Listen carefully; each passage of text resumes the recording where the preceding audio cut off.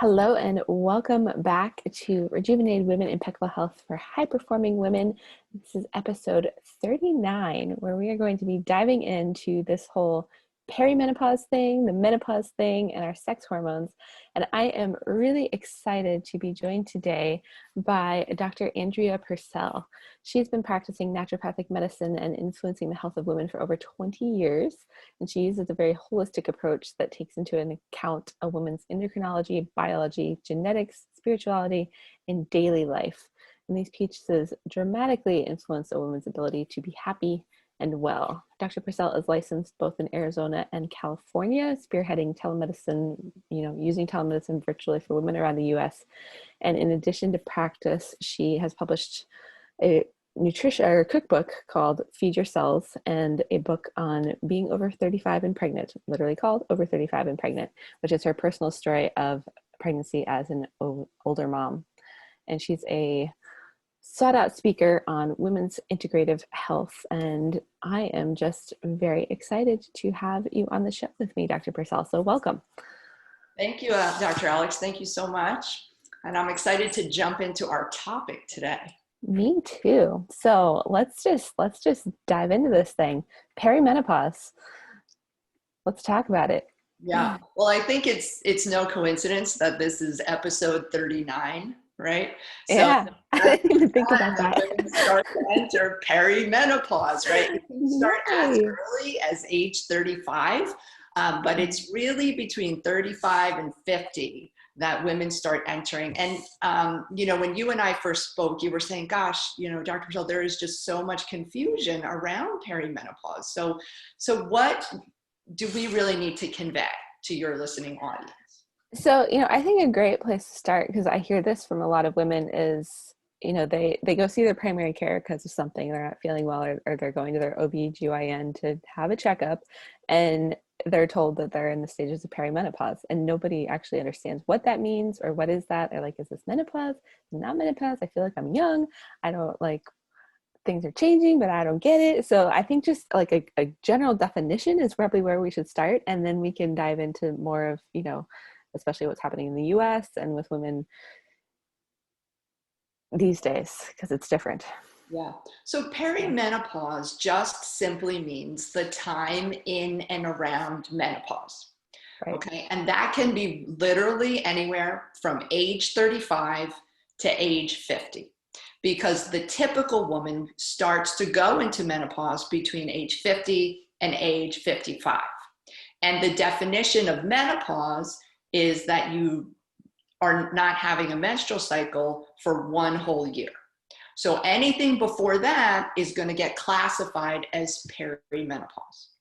And what are the symptoms? What can start happening at this stage of life, right?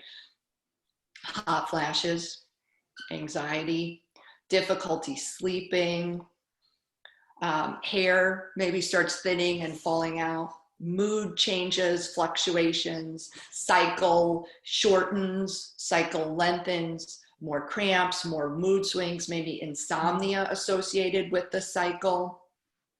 Digestive upset can also be fatigue, lots of fatigue. Fatigue probably is one of the most common things I hear about from women. Headaches can also happen with the hormonal shifts.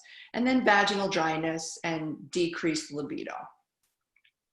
About 3,000 women enter menopause in the US each day. Okay, so all of those women were on the precipice. They were in the perimenopausal place. And then they didn't have a period for a year and they went into menopause. And I think the most disconcerting thing that I hear about from women pretty regularly is, Dr. Purcell, I don't feel like myself. I feel like my body is changing. I looked in the mirror today and I don't know who this person is. I'm more stressed than I usually am. I'm reacting to things. Normally, I would just let things roll off my back. Or I've gained weight, my body has changed, right? So many things are happening. And I feel like it's really important for women to recognize, okay, things are changing. And I went to my conventional doctor. They told me I was in perimenopause. So what's my next step?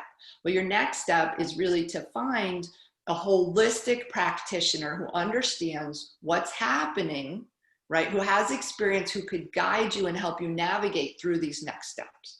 Because the truth is that what happens in perimenopause and some of the changes, they tend to get worse and they stick with us into menopause and beyond. And if we really understood what was happening and we knew how to help ourselves in our bodies, we could prevent those things. We could get up to speed with the new rules, right? The new perimenopause and menopause rules that our body is functioning by, and we could really win the game. And Absolutely. that's what it is. Yeah. And I think, there's a lot to unpack there. One of them being, so for me and with the women that I work with, and same for you, and part of why I'm really excited to have you on the show is, I think I've tended to work with kind of the earlier subset of women who are still in that early perimenopause phase, and not necessarily those who have actually also gone through it. So I'm really excited just to have that knowledge and interaction to bring to the show, because it's a significant portion of our population is, if it's 3,000 women a day who are entering menopause, like that's kind of a big deal. And, with that, one of the things that really stuck out to me is, like last week I talked about thyroid. And so if our thyroid is off, we can have a lot of those same symptoms. So do you have any recommendation or insight for women on how do I differentiate, like, is this changes for perimenopause? I mean, for me, like I treat it all the same. So it's kind of not I don't know that we really need to have that distinction, but for women who are wondering, like, okay, is this or is this my thyroid, or what's going on It's there? just it's so interesting, because like as much as conventional medicine wants us to really compartmentalize the body. Okay, this is the thyroid gland. Okay, this is perimenopause. That means that's your ovaries, right? But all the glands work together. Right. And so we can't just focus on one thing. So 1 in every 3 women in menopause has a thyroid problem. Okay, that's Yeah, huge. That's that is. astronomical numbers. And it's increasing. I mean, thyroid issues are on the rise. So it's usually not one thing. It's usually a compilation of things, and all of the Right. glands have to get addressed. So what are we talking about here, right? So we're looking at the hypothalamus and the pituitary in the brain, right? Acting Right. on the thyroid, acting on the ovaries, and then also the adrenal glands. So the adrenal glands must be strong when a woman enters perimenopause into menopause, because the adrenal glands are going to start producing some estrogen, some progesterone to offset the major hormonal drops once the ovaries start to slow down.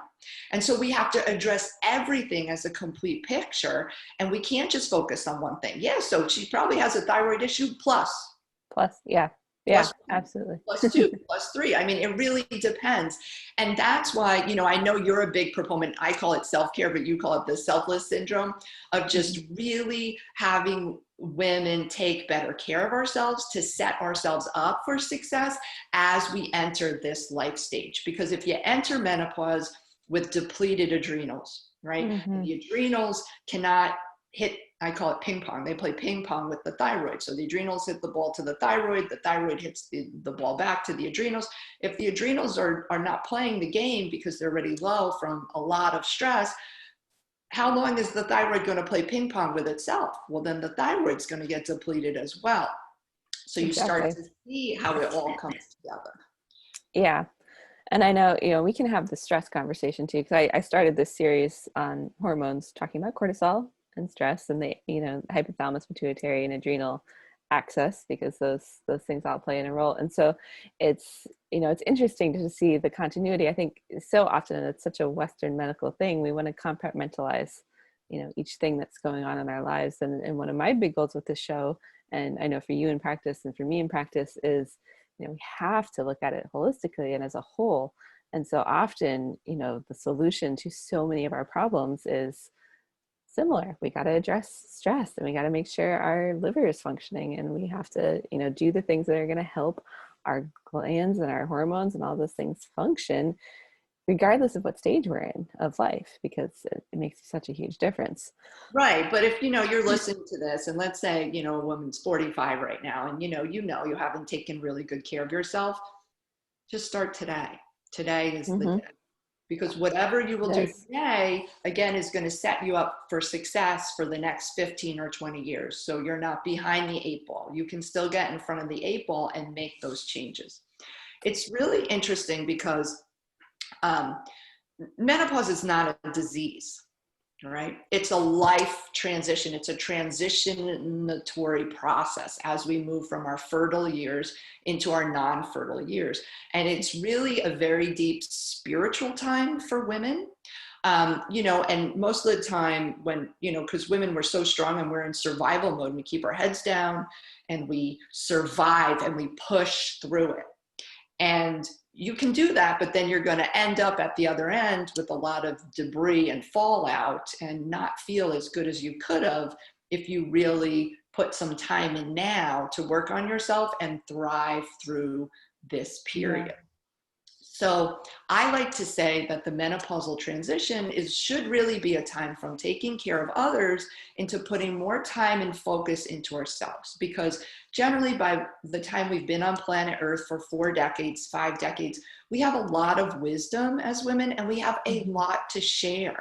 And we're really entering this second part of our life. I mean, 50 more years, right? Yeah. And how do we want to be in those 50 years? How do we want to reinvent ourselves? How do we want to give back? How do we want to incorporate what we've learned through the first 40 or 50 and turn it into something bigger and greater? So it is really a very perfect time. I always say to women, maybe you didn't make yourself a priority, but you are now, and it's the perfect time. It is. Yeah. And so two things there. I love, it's never too late to start. Like we have the ability to take control again, to be proactive with our health at any point. You've never, and not to say you've never gone too far, but like you can always start to do things to improve yourself. And we're kind of skirting around a conversation that I love to have, with my patients and just in general, which is around personal growth and our spiritual connection and healing. So I think so many of us, as you are saying, we get to this stage of life where, suddenly the kids are bigger and we, maybe our careers is more stable and taken off and we're ready to do something different, but we don't know how. Like we don't know how to make time for ourselves and to stop putting everybody else first, and we're constantly looking to fill that void somewhere. But when you're really able to bring the focus into yourself and grow as a person and an individual and really like step into who is this awesome woman in the second half of my life, with all this wisdom, all this stuff going to be like, that's a really fun place to explore and be in. So I don't know if you have any words of wisdom or things you want to share on that front, but Yeah, I mean, I really want to talk to what the opportunity is for us as women as we transition into menopause. And yeah, then I think it's really important to speak to what happens when we don't, and how far we fall short of our mark, and to impact not just our lives and the world's, but the people who love us. absolutely. And, Joan Boroshenko, she kind of took that, maiden, mother, crone. Mm-hmm. It's like an archetype thing. And she turned it into maiden, mother, guardian, crone. And Ooh, so the menopausal time period, like I'm getting goosebumps right now because it's yeah, so amazing. It's so powerful. But this menopausal time period is the guardian phase. And she speaks really strongly into how we as women really step into our power, because we're losing a lot of energy menstruating every single month, right? We're losing a lot yeah, of, right? We're losing hard-earned blood that our body had to make, lots of right, nutrients, lots of minerals. It takes 80% of our immune function just to menstruate, right? I mean, it's yeah, like, it's a huge deal. So when we take that back, right? It's really this deeply spiritual time to say, okay, it's time for me now. It's time to gather all the knowledge, the wisdom I've had, and how do I repurpose that and serve the world with it? Because as women, we're nurturers, right? We're right. givers, and we can continue giving, giving, giving to depletion, or we could take that time to come back to ourselves to really say, how can I give in a bigger way? And so that's really what we're looking like, is like, how can we serve our communities? How can I serve my family? Like, how can we get a new system in place so I can help myself and help the world? Absolutely. And I love that. And it's been really fun for me just being in practice and being, on the journey with women in that time period of, I've seen women transform their career or finally write the book, or, like, it's cool. Like it's really fun to see the stuff that comes out of this time period. And I think it's important to acknowledge, for so many women, menopause becomes this negative thing. It's like, it's somehow we're losing a part of ourselves, even though we all complain about menstruating all the time and, being fertile maybe longer than we want to, or whatever it is. It's, I think we can feel like we've lost part of self. Obviously I'm on the earlier spectrum of this because I'm only 35, but I get this, it's like, well, what's happening to me? It feels weird. And I love what you're sharing in that, there's something really empowering about this time. And, really, like, we aren't losing our identity as women or anything. We're stepping into like the next thing. So I'm just Like the excited about that. and how do you want the next 50 years to be? Yeah. And it was interesting because I had a woman that I was helping with her health issues, and she said to me, um, would you mind if my husband came in, if my husband became a patient of yours? I think he's got some things that you can really help him with. So as the husband came in, he started sharing with me about his own personal experience with his mother, about how she went, because he said, I'm really happy that you're helping women with balanced hormones. And he said, my mother, she had a horrible period, she had heavy bleeding, and she ended up going for a hysterectomy. And, she was a single parent. It was just my brother and I. And she completely changed after that. Like, I feel like I lost my mother. She became, irritable and moody, and I just couldn't talk to her like I wanted to. She was tired all the time. And he was like, I just really feel like it hurt our relationship, because our relationship was never the same after that. Like, she wasn't the same person. And, clearly it's because she had some hormonal issues that weren't properly addressed. She needed to go for surgery, which surgery probably fixed her fibroid issue and her bleeding issue, but Right. it didn't really correct the underlying problem. Then they most likely took her ovaries, which threw her into surgical menopause. But the impact it had to him was so startling, right? So now he has his own family, his own children, that he still recalls the dramatic shift. And so women are out there, and I know that women are struggling, right? Because I talk to them every single day. I mean, just feeling like, some women tell me they feel like they're dying inside. They're just dead, like with the changes. Yeah. And I want to encourage all of you, if you're a woman, you're listening to this, or someone who is really having a hard time, please encourage them to take a listen to this and understand that it's your suffering, but also the family is suffering, and the people that you love are suffering. And there's another way. You don't have to push through it and just survive. There is hope for you, and you can find the right practitioner, and you can get the answers, and you can turn it around. And I talk to women, but I also talk to their spouses all the time. And, initially spouses they're a little hesitant to share, but as we move on to the conversation, and she's really talking about how she's feeling, and I can relate to it, and sometimes the spouse is right there and he knows. And sometimes I have to help him get there and say, you know what, this is really what she's got going on. It's, and when we help a woman through this, when we help her through this, she will get stronger, and the relationship strengthens and the family strengthens. So it's important to take the time, as women, to say, you know what, I really need help, and get the help. Absolutely. And I know that can be something that is so hard for us to do as women, is, acknowledge that, hey, I need help and I need to make some time for me. Like, generally I talk about like that big, life hits us somehow and knocks us off of our normal game. And, we suddenly can't do the things that we're used to doing. And it takes that to get us there. So if you're not at that point yet and you're listening to this, be proactive. And I know we were talking before we started about, really wanting to focus on how do we be proactive through this time? And we've alluded to some things, but, what are kind of like the top things that you would say women should do as we're approaching this age of, perimenopause, maybe we're getting into our fourth and fifth decades. What Yeah. is the most important steps that we can take? Yeah.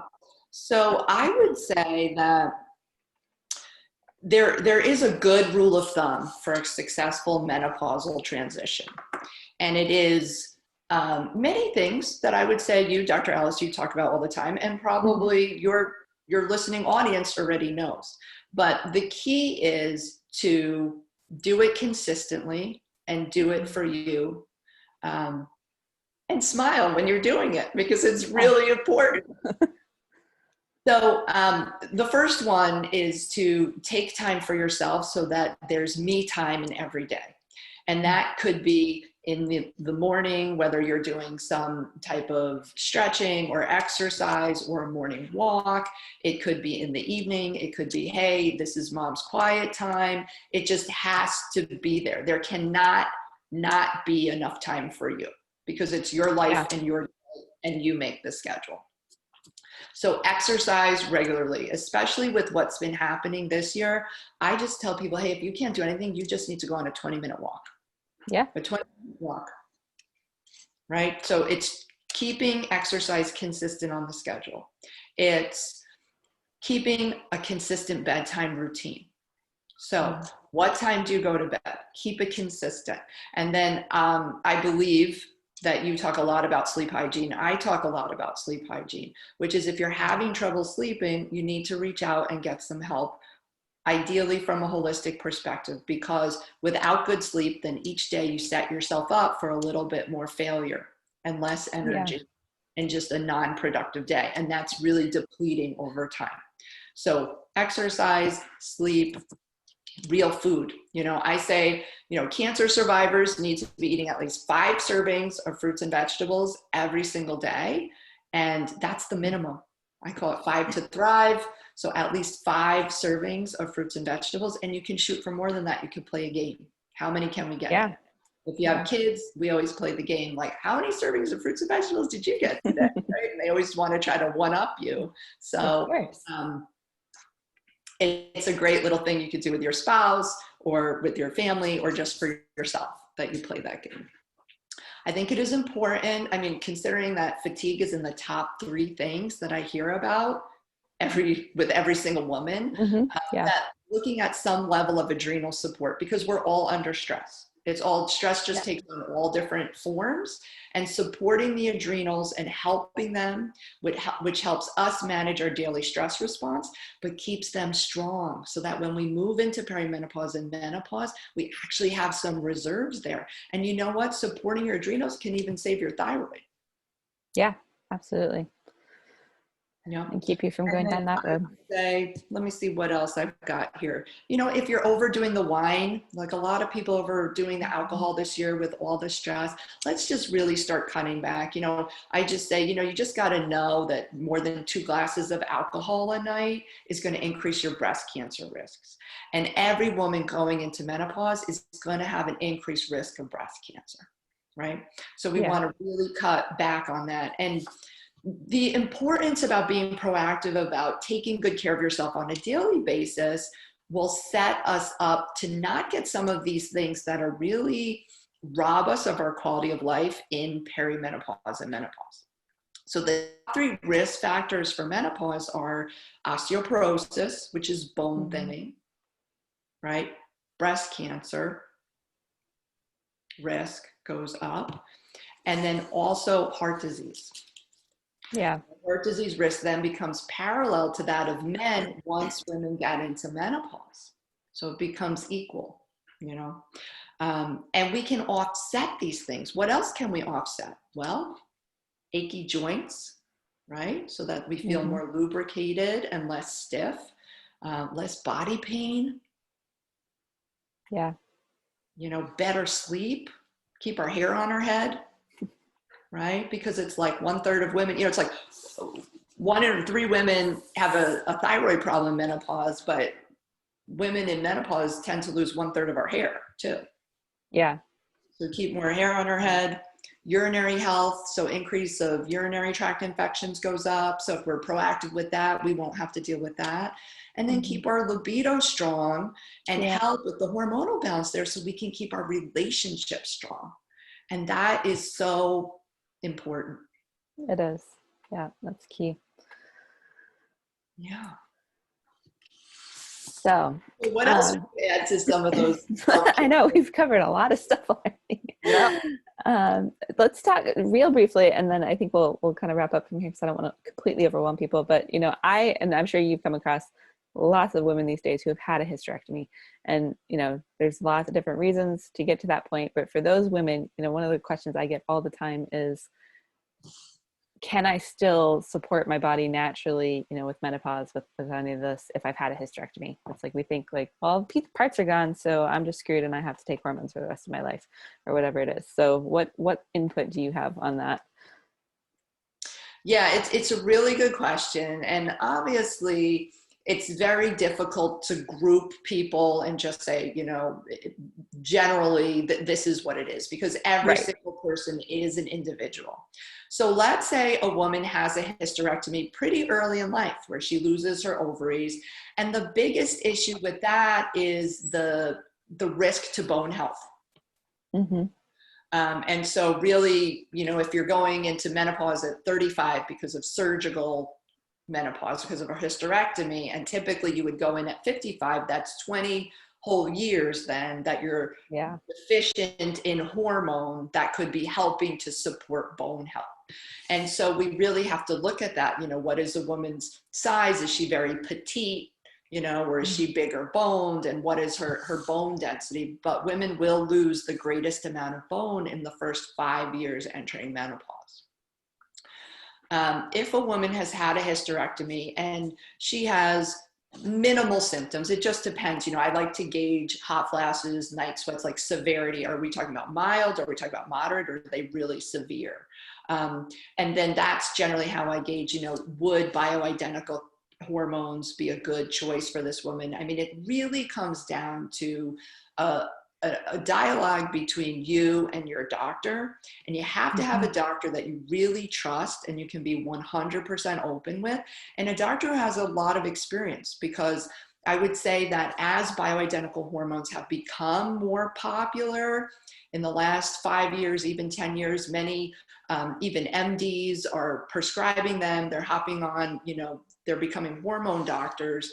But unfortunately, in the last, even couple months of this year, I've run into many women who just felt like they were kind of guinea pigs, Yeah. and you don't want to be a hormonal guinea pig. No. Yeah, you need to be able to find somebody who knows what they're doing and you can trust, and you can have that conversation with. And I know you and I function in the non-Western medical world, which tends to be more open to dialogue and to more of a partnership with a physician and with your doctor, rather than, oh, just do this and I'll see you for 5 minutes every 6 months or whatever it is. We could talk a little bit about hormones too. There are still two camps, two hormonal camps choices. There are synthetic hormones and bioidentical hormones. Synthetic hormones are, more pharmaceutical. They're chemical based. They are not the exact match as the hormones that we produce. Right. When a woman replaces with bioidentical hormones, they are the exact match. So they have less side effects and they're more easily metabolized by the system, which is good. Usually when I meet with a woman, she tells me, I'm interested in hormone replacement. I'm not. I had a bad experience. I have a family risk of breast cancer or something like that. And then we really just have to navigate to help her get to where she wants to go. And the path for each woman is different. It doesn't mean that everyone needs hormone replacement. There are many tools in Mother Nature's toolbox that can help balance hormones, offset symptoms, build bone, right? Decrease heart disease risk, keep your hair on your head, decrease inflammation. None of those things require prescription medications. That is very true. And they're applicable to anybody, anytime. So largely what I talk about on the show and, and with my clients, and I know you do too. So, um, so let's say somebody wants to get in touch with you. Where would they go? Where can they find out more about Dr. Andrea Purcell? Yeah, probably my website, which is Okay. just www.drandreapurcell.com. Awesome. And I'll put that in the show notes. And before we wrap up, any parting words of wisdom, advice, or anything you want to leave our Yeah, listeners I with? just want to do like a quick recap here. So, Mhm. for everyone listening, menopause is not a disease. Okay. It's a life transition and it doesn't end. We don't get out of menopause. Many women think, oh, yeah, I went through the change and that's over. Right. But then she shows up Mhm. in my office. She's 60 years old and her hair is falling out. And I'm like, well, this is menopausal hair loss. And she said, but I went through all that. So sometimes women think that if there are no hot flashes or none of the obvious symptoms, that it's not menopause. But the truth is that our hormones are not going to come back. And our body is shifting into this deeper way of becoming more spiritually aware Mhm. and honing all of the skills that we got in the first part of our life. And it's just really important to get up to speed with the new rules as the body is changing to help your body so that you can have a great second part of your life. I love it. And I love the whole idea of new rules and, just really stepping into our power in this new stage of life. So thank you so much for, bringing that to the table and just sharing that with us. I really appreciate it. Of course, I'm happy to share with your listeners. Awesome. Well, thank you so much, Dr. Purcell, and we will see everybody next week. All right. See you next time. Bye bye.